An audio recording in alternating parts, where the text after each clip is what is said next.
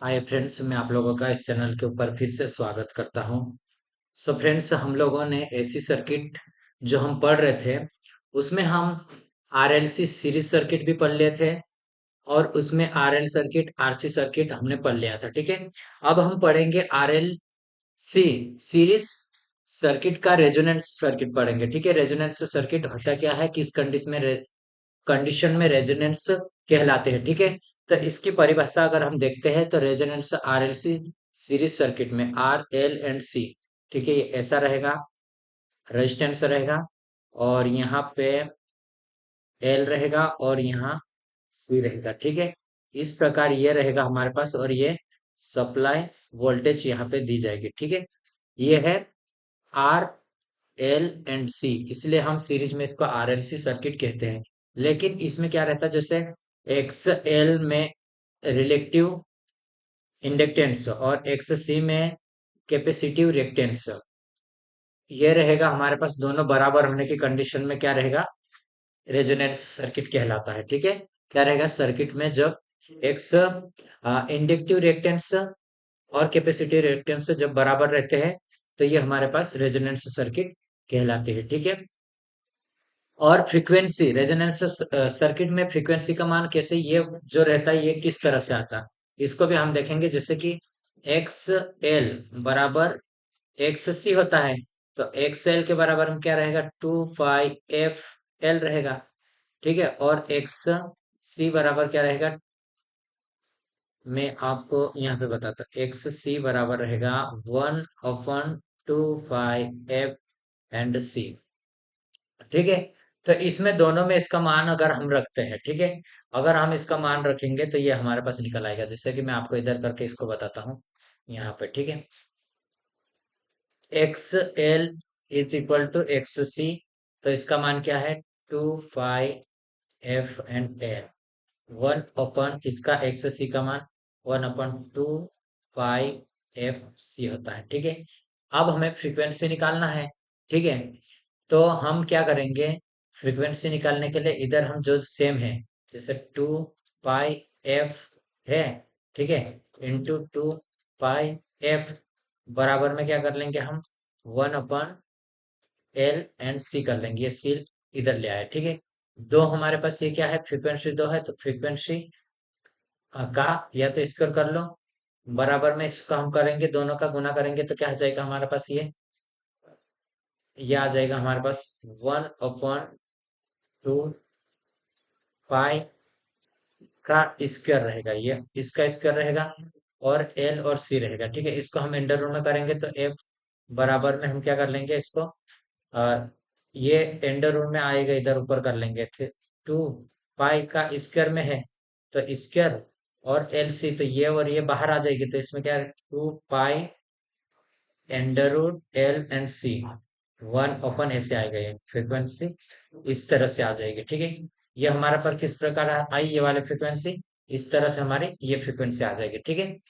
अब मैं आपको बताता हूँ इसमें कि भाई अनुनाद की स्थिति में सीरीज सर्किट का इम्पीडेंस कैसा रहता है, न्यूनतम रहता है। न्यूनतम क्या रहेगा, एक्स एंड एक्स सी, ये क्या दोनों बराबर रहेगा, तो दोनों बराबर तो इसमें माइनस हो जाएगा ना ये, तो ये हमारे पास जो जेड रहेगा, जो मिनिमम रहेगा, जो कि आर के बराबर रहेगा। ठीक है। इस कंडीशन में inductive reactance and capacitive reactance आपस में कैंसिल आउट हो गया है और हमारे पास इम्पीडेंस रहेगा जो मिनिमम रहेगा। ठीक है। नेक्स्ट है अनुनाद की स्थिति में सीरीज सर्किट की करंट का मान मैक्सिमम होता है। कैसा रहेगा, सीरीज सर्किट में जब हमारे पास करंट निकालने के लिए क्या रहेगा, आई बराबर वी अपन जेड रहेगा। अगर ये मिनिमम है तो हमारा करंट क्या रहेगा, मैक्सिमम रहेगा। ठीक है। अनुनाद की स्थिति में सीरीज सर्किट का पावर फैक्टर कैसा रहेगा, यूनिटी रहेगा। अनुनाद की स्थिति में रेजोनेंस कंडीशन में पावर फैक्टर कैसा रहेगा, cos फाई रहता है, जो कि आर बटे जेड है। तो हमारे पास आर बराबर जेड मिनिमम है। ठीक है। तो हम लिख सकते हैं कि आर बटे आर लिख सकते हैं, आर शेयर कट जाएगा तो एक यूनिटी हो जाएगा ये। ठीक है। क्या हो रहा है हमारे पास, ये यूनिटी हो जाएगा। ठीक है। आगे हम बात करते हैं अनुनाद की स्थिति में सर्किट, जो सर्किट के रेजिस्टेंस में होने वाला जो वोल्टेज ड्रॉप रहता है, केवल रेजिस्टेंस के कारण जो वोल्टेज ड्रॉप होगा, किसके कारण होगा, केवल वोल्टेज ड्रॉप सप्लाई वोल्टेज के कारण होगा। अनुनाद की स्थिति में सीरीज सर्किट वोल्टेज का मैग्नीफाई बढ़ाना रहता है, ठीक है। तो इसका एक क्या उद्देश्य है कि वोल्टेज को मैग्नीफाई करता है ये, ठीक है। इसको आप याद रखिए। आप इम्पीडेंस ट्रायंगल हम पिछले वीडियो में भी हम देखे थे ये वाला, ठीक है। जो कि मैंने आपको बोला था कि आधार का काम कौन कर रहा है, ये आधार का काम रेजिस्टेंस का करेगा। और उसके बाद ये हमारे पास रहेगा एक्स सी आर जो भी रिएक्टेंस रहेगा, और जो इसका रिजल्टेंट हम निकालेंगे जो कि जेट आएगा, ठीक है। तो ये हमारे पास रहेगा, ठीक। इसी प्रकार यदि हम एडमिटेंस को निकालते हैं, एडमिटेंस क्या होता है, जैसे कि जेट हमारा इम्पीडेंस है, इम्पीडेंस का ऑपोजिट वाई रहता है जो एडमिटेंस रहता है। एडमिटेंस क्या है कि आरएलसी सर्किट में करंट के प्रवाह का इजनेस प्रोवाइड करता है। इसकी यूनिट क्या रहेगी, मोह रहेगी, ठीक है। और इसकी यूनिट ओम है, ठीक है। तो इसकी यूनिट भी याद रखें और ये भी आप याद रखें, ठीक है। अगर एडमिटेंस की बात करें तो जैसे कि आधार का काम क्या कर रहा था, रेजिस्टेंस कर रहा था ये, तो यहाँ पर जी आ जाएगा, इसका ऑपोजिट क्या रहता है, कंडक्टेंस रहेगा। और हमारा पास बी सब्सटेंस आ जाएगा, और ये हमारे पास हो जाएगा वाई, इस तरह से आ जाएगा, ठीक है। सीमेन भी बोलते हैं इसकी यूनिट। अगर मैं अलग अलग इसको बताता हूँ, जैसे कि कंडक्टेंस, कंडक्टेंस को चालन बोलेंगे या सहवाहिता बोलेंगे, जो कि रेजिस्टेंस का ऑपोजिट होता है, ठीक है। अनु का अनुकार्यता मतलब सब्सटेंस, जो रिएक्टेंस का ऑपोजिट रहेगा, ठीक है, प्रति घात कहलाएगा ये। और एडमिटेंस होता है जो प्रवेश्यता, जो इम्पीडेंस का ऑपोजिट है। तो इसको भी अभी बहुत इंपॉर्टेंट पॉइंट से ये तीनों की तीनों का आप याद रखें, ठीक है। अब नेक्स्ट में आपको बताता हूँ पैरेलल सर्किट क्या होता है। पैरेलल सर्किट की हम बात करें तो देखो कि हमने पैरेलल में ये रेजिस्टेंस क्या है, रेजिस्टेंस ये है, ठीक है। इसके सीरीज में हम क्या रखा है, इसके सीरीज में एक्स सी रखा है। और ऐसे ही हम आर एल और एक्स सी, ये एल है, ठीक है, एक्स एल है और एक्स सी है, इनको हमने ऐड किया और यहाँ पे हमने सप्लाई दिया और ये करंट हमारी जा रही है, ठीक है। क्या हमारे V M sine omega T, ठीक है। तो जेड बराबर क्या होगा, जेड बराबर under root two R square plus X L square मैंने बोला था। जेड वन का मान रहेगा, ये कौन सा, इसका मान रहेगा, इसका मान यहाँ पे जो जेड रहेगा ना उसका मान मैंने एंडर रोड में निकाला, R square plus X L square. और इसका मान अगर मैं निकालूंगा तो जेड टू बराबर निकलेगा ये हमारे पास आर का स्क्वायर में रहेगा प्लस एक्स सी का स्क्वायर रहेगा, ठीक है।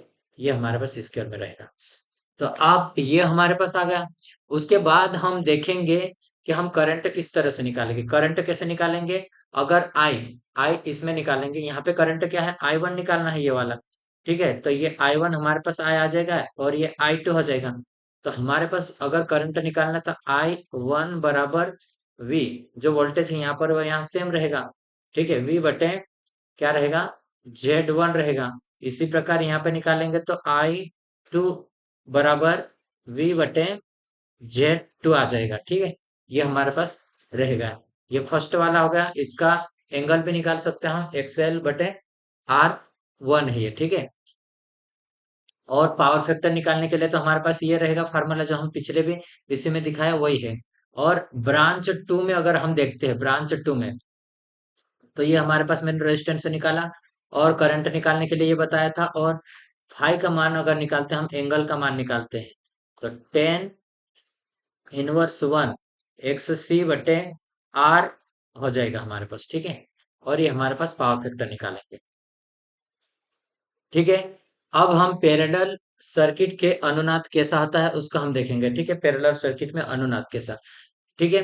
तो हमने एक ये सर्किट में ऐसा रेजिस्टेंस हमने कनेक्ट किया इसको, ठीक है।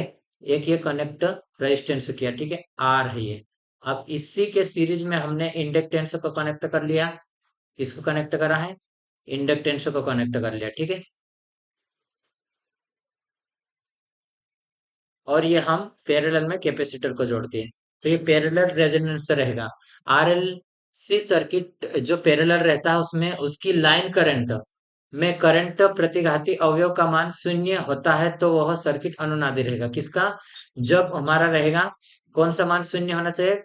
आरएलसी पैरेलल सर्किट में यदि किसी लाइन करंट में प्रतिघाती अवयव का मान शून्य हो, ठीक है, प्रतिघाती अवयव का मान शून्य हो तो ये सर्किट अनुनादी रहेगा। ठीक है, तो हमारे पास क्या आ जाएगा, ये वाला हमारे पास क्या है, वीसी निकालने के लिए आई एल साइन 5/IC निकला हमारे पास। ठीक है, आईसी निकालने के लिए ये हमारे पास आ जाएगा। अगर इसको माइनस करते हैं हम, IL sin 5 - IC अगर माइनस करते और जीरो आता तो ये हमारा रेजोनेंस कंडीशन कहलाएगी। ठीक है, अगर पैरेलल सर्किट में फ्रीक्वेंसी, तो ये फ्रीक्वेंसी मोस्ट इंपोर्टेंट है, इसको मैं डेरिवेशन नहीं कराऊंगा क्योंकि कम समय में हम इंपोर्टेंट पॉइंट को लेकर आगे बढ़ते हैं। ठीक है, इसको आप ध्यान रखिए। अनुनाद की स्थिति में पैरेलल सर्किट में इम्पीडेंस का मान कैसा रहेगा, इसमें इम्पीडेंस जो जेड का मान रहेगा वो मैक्सिमम रहेगा।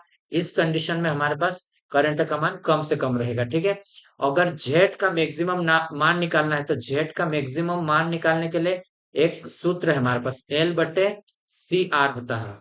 क्या है? L/CR, जो कि ओम में है। किसमें है? ओम में। अनुनाद की स्थिति में पैरेलल सर्किट की लाइन करंट कैसी रहेगी? शून्य रहेगी। लाइन करंट किस प्रकार रहेगी? इसमें शून्य हो जाए। अनुनाद की स्थिति में पैरेलल सर्किट की करंट कैसी रहेगी? शून्य रहेगी।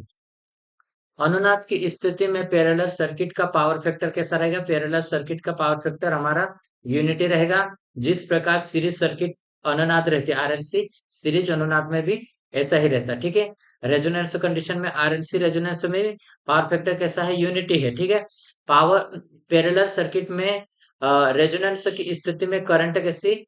इम्प्लीटी होते हैं। करंट मतलब इसमें रहेगा। ठीक है, अब फॉर्म फैक्टर की बात करेंगे हम। फॉर्म फैक्टर क्या रहता है? पावर फैक्टर का ऑपोजिट रहता है, जो ये है। ठीक है, क्या है? क्यू से हम प्रदर्शित करते हैं फॉर्म फैक्टर को, 1/cos φ रहता है। ठीक है, और क्यू इज इक्वल टू में 1/R L& C।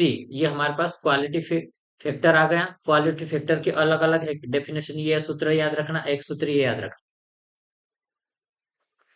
Quality factor क्या रहता है? 2 पाई संचित ऊर्जा रहेगा प्रत्येक साइकिल में उत्सर्जित ऊर्जा का। ठीक है, किसका रहेगा? प्रत्येक साइकिल में उत्सर्जित ऊर्जा का रहेगा। अब मैं ये जितना छोटा वीडियो हो सके उतना छोटा रखा हूं, लेकिन हम अगले वीडियो में हम क्या करेंगे, पॉलीफेज क्या होता है, मतलब थ्री फेज क्या होता है, इसके बारे में हम पढ़ेंगे। तो इस वीडियो को देखने के लिए, आप अगर ये वीडियो देख रहे हैं तो शुरू से आप देखें, उसके बाद स्टेप बाय स्टेप आप देखने की कोशिश करें। ठीक है, तो आप अवश्य इसको, हाँ, आप आसानी से कर पाओगे। ठीक है, वीडियो देखने के लिए धन्यवाद।